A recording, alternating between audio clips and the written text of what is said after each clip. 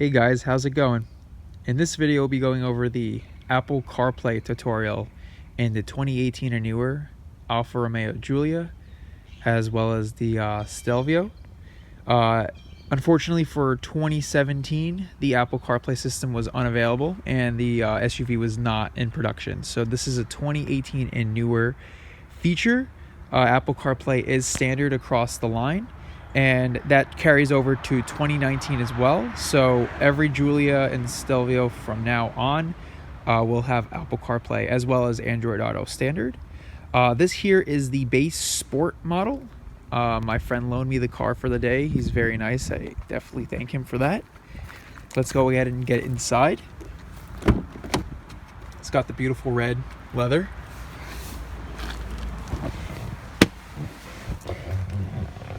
And to start things off, there's actually 4 USB ports in the car, and there's 3 that the front row have access to. So you have your main one here in the center, which is what we're going to be using today. If you open up the center console here, you can see down here there's actually 2 more, and those both also do work with the smartphone interface. So you can use any of the front 3 for the smartphone activity.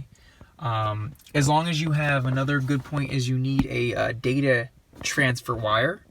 If you use one of the cheaper wires from CVS or any type of drugstore, over-the-counter store, it's not going to work. Unfortunately, you need the data transfer capability of a more expensive wire for the Apple CarPlay system to work. The way it's designed. Basically, if you use a Apple wire or a high quality brand, this one is Anchor, it will work perfectly. So let's go ahead and turn the ignition on. So on the Alphas, you have your start button on the steering wheel, which I love. And now, this is not a touchscreen. It's similar to the last generation Audi system where everything was controlled by a central knob. So you have your knob down here, and this is actually how you go through all of the CarPlay system. So once you fire up the system, this is kind of what it looks like. Now this car has the upgraded 8.8-inch screen, which the base screen is a 6.5-inch screen, which does also come with the CarPlay, so no matter what screen you get, but this one is a wider screen and allows you to see a lot more apps once you do plug in, which we'll see in a second. So basically, you want to have your phone. I'm using my iPhone 10 here today. You want to plug it in. No wireless CarPlay in the Alphas right now. So give me a second. I'm going to plug it in. All right. You can see it instantly starts charging. Unlock your phone to activate CarPlay. So I'm going to do that. And as you can see, it comes up on the screen instantly. Now, basically, you're going to want to click this allow button so it works while the phone is locked. So basically, you can go ahead and close your phone now, put it off to the side, and that will allow CarPlay to come through without you having to bother with your iPhone lock every single time. So now, this is what it looks like on the screen. As I said before, with the 8.8-inch screen, you do have a lot more real estate, which is super nice. It fills the actual bezel a lot nicer than the 6.5-inch screen. And like any other CarPlay system, you have the apps that you've used the most recent on your left side, as well as the time and your service signal. And then you have your main apps in the center here.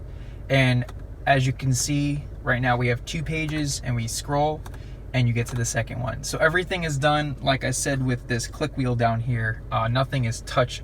So basically, if you wanted to quickly scroll to your second page, this rotary knob does click left or right, so you can shuffle through it that way to get to your second apps quicker.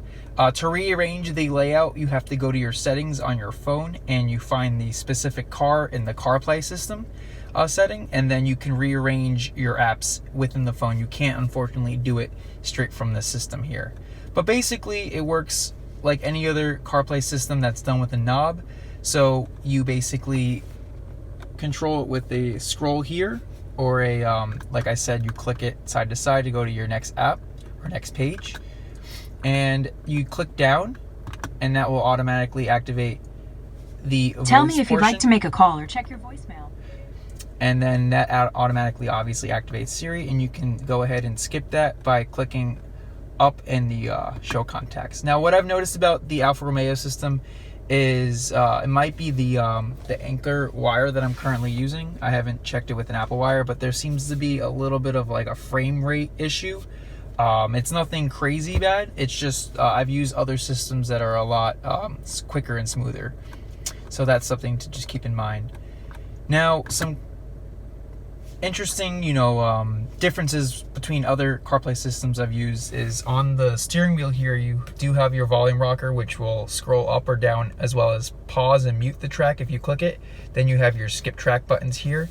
The only thing you're going to get on that center screen here is the current track that you're listening to. As you can see there, you're not going to be able to choose anything. Apple CarPlay specifically only works on the center screen.